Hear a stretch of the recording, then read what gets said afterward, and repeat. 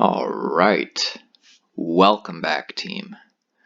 So as 2018 comes to a close, I hope like me you've been doing some reflecting on this past year in cryptocurrency. I mean, that's what you got to think about if you want to be successful in 2019. You have to reflect and reevaluate. So let me ask you, what do you know now that you wish you had known back then? How has your point of view evolved? Of course, everybody wishes that, I'm not talking about when you got in. Everybody wishes they could have got in maybe closer to down here rather than up here. I'm not talking about that. What I'm talking about is reflection on cryptocurrency and this space as a whole, and using that to get better going forward. So let me ask you, are you still just as bullish as you were a year ago when you FOMO'd in, when you were twisted all up in the euphoria of all-time highs? Are you still just as bullish on cryptocurrency now as you ever were?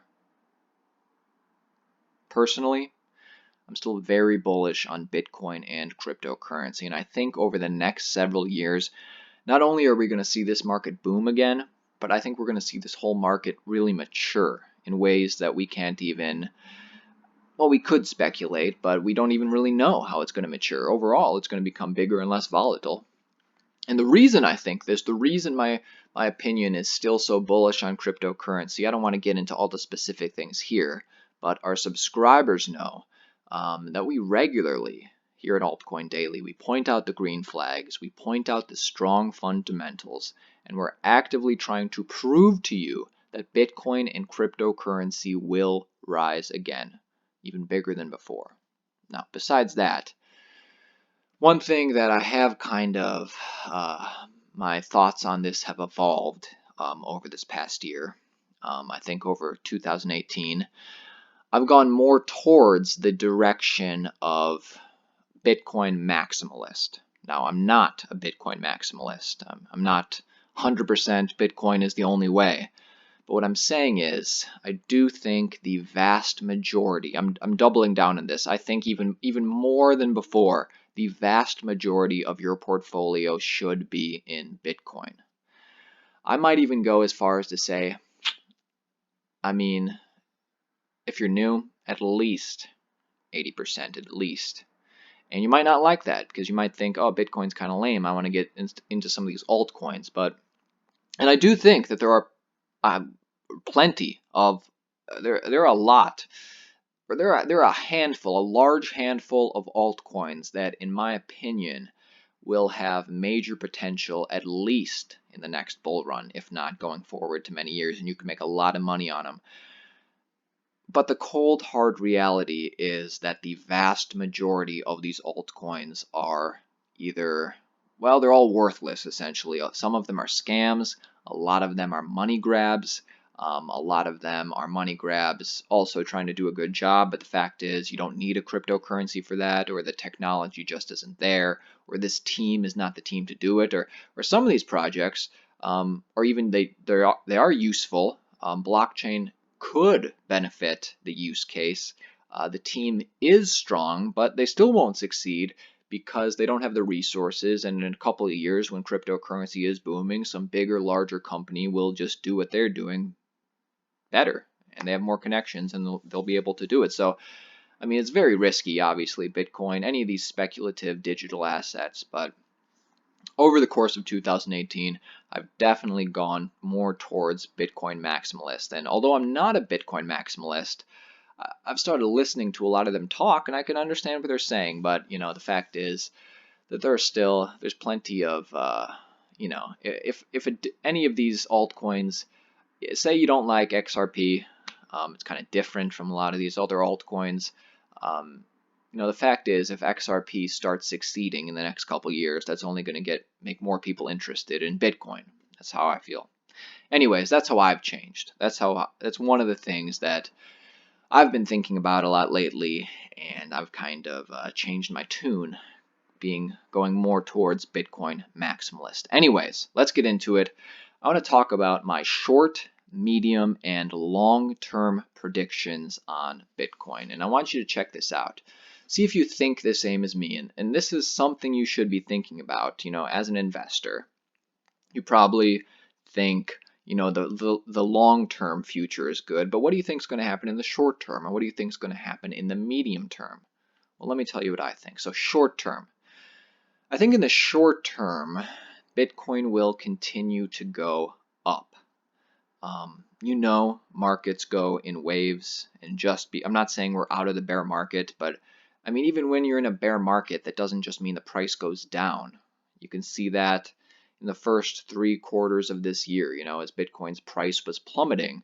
Even then, we were going in waves, up and down and up and down. So I think for where we are right now in the short term, we've been going down for quite some time. I think now we're going to go up a little bit, especially, and I'm going to really think this, if we can break past this $4,200 resistance that we have. This is a little resistance level that we have for Bitcoin, and you can see already 2 times within the last month we've tried to break above 4,200, and it is a little bit of resistance. So I think if and when we can break past that, we're going to continue to go up in the short term, and I think we're going to peak somewhere between $5,000 and $6,000.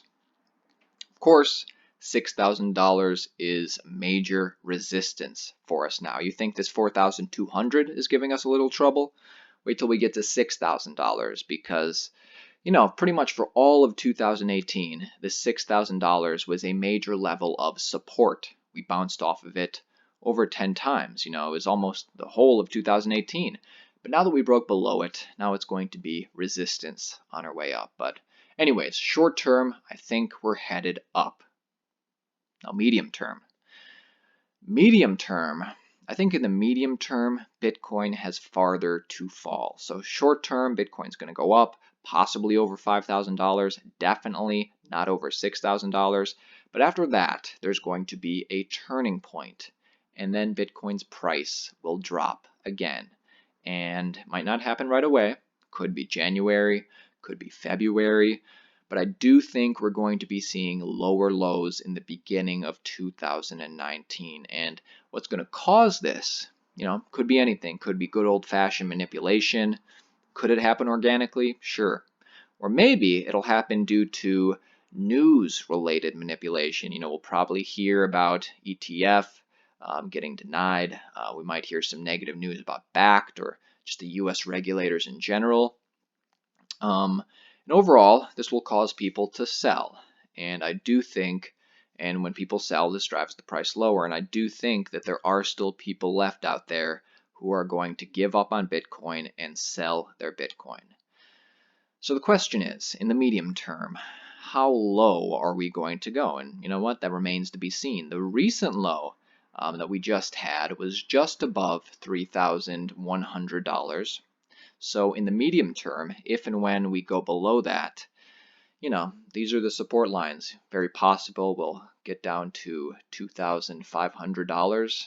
We had a lot of support back in the day. After that, $1,800. And if we fall below that, $1,200, $1,300, and we have major support around the $1,000 mark. So, that's just the most, what do they say? Hope for the best, prepare for the worst. It is possible. Bitcoin could do this. It is possible. And then long-term prediction. I think this goes without saying. I'm bullish. Bitcoin $50,000, Bitcoin $100,000. Adoption, more and more people paying with it. Do I have to say this? You know this. Anyway, those are my thoughts. And I think that the end of 2019, I think it's going to be great for Bitcoin. I mean, we have a lot of strong fundamentals. But right now, we're still in this bear market. I get that. And to put it simply, the bull market will not start until the last person who will sell does sell. And then the price can only go up from there. So I'm curious to know what your thoughts are. What do you think is going to happen in the short, medium, and long term? Do you agree with my predictions? Do you think I'm full of it? Let me know your thoughts in the comments. And if you're getting value in this video, by the way, do me a favor, smash that like button. It really does. It's the smallest thing you can do, and it does help us grow as a channel. Oh yeah, one more thing I wanted to share with you. This is my plan going forward in the short term. My attempt to try to double my Bitcoin within the next couple of months. Okay, so by the way, of course, this is contingent on many different factors. Plenty of things could happen that would cause me to not even do this. I'm always reevaluating my strategies as new information gets presented to me, but this is what I'm thinking right now. And to put it simply, my plan is to sell at a peak and then buy back in at a low. And looking back at 2018 with 2020 hindsight, I wish I could have been buying low and selling high throughout 2018. It's obvious now that we were moving into this wedge in the first 3 quarters of the year, and it would have been nice, just knowing basic resistance levels. I could have bought here and sold here and bought here and sold here and bought here and so on. I could have really came out on top in 2018. I do think I did make some good decisions, but looking back, I could have made some great decisions. And of course, doing this is very risky, right? Because the fear is that after you sell, the price just keeps going up, and then you FOMO in at a higher price point because you don't want to miss out. So to do this, make no mistake about it, you have to be very disciplined. This is not for everybody. And I still think the safest thing you can do is just buy and then hold long term. But let me tell you what I'm talking. Let's say that the price is going up, like I think is going to happen in the short term. The price is going up, and I don't even wait until it gets to above $5,000. I go, you know what? Price is at $4,900. I'm going to sell right here so I can buy back in when it eventually dips lower. And I know it's probably going to go a little higher, and then I think it's going to go lower. So let's say I sell at 4,900, waiting for the price to go down, and the price goes back up just like I thought, or it keeps going up a little bit to 5,500, and then it goes down. But it only goes down to about 4,500, and it just sits there. And I'm waiting for it to go lower. But then the price goes up again to 5,500, and it stays around 5,500 for maybe a month, maybe for all of January. It'd be very hard for me not to FOMO in at a higher price point. And that's the risk. Anyways, I might do it. We will see. Let me get your thoughts on that. And that is it for me today, my friends. This is Aaron at Altcoin Daily. If you're new to the channel and you want to be a part of daily videos, keeping you informed on everything going on in the cryptocurrency space, feel free to subscribe to our channel. If you want to stick around, we'll check out our Twitter a little bit. So if you subscribe or if you follow us on Twitter, link in the description, Altcoin Daily IO, you saw that we retweeted this. This is pretty cool. So Time Magazine did a story on Bitcoin, and according to some people, their analysis is spot on. And the takeaways are Bitcoin should be a world priority, and that cryptocurrency matters for freedom and is a way out of authoritarianism. It could really make a real difference for the 4 billion people who can't trust their leaders or access the banking system. Exactly.